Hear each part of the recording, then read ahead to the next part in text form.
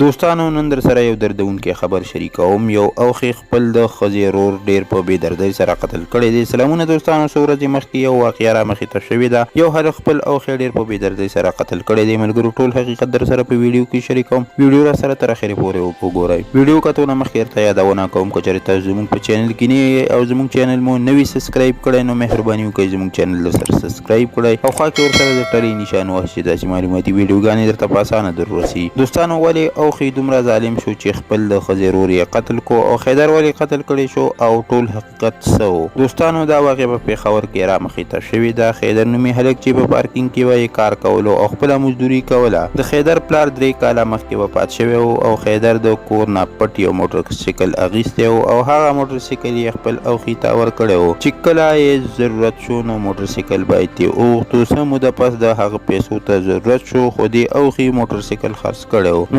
نو کله چې تی خیدر موټرسایکل وغوښتو نو اوښې ورته اخوا دېخوا کول. اخر یې اوښې یعنې د خور خاوند د ځان سره بوتلو او په یو ځای کې یې ډېر په بېدردۍ سره قتل کو. د هلک مور په خپل بیان کې ویلي چې دا زما لور هم داسې کړې ده او دی خو زما زوم یعنې د لور خاوند مې دی.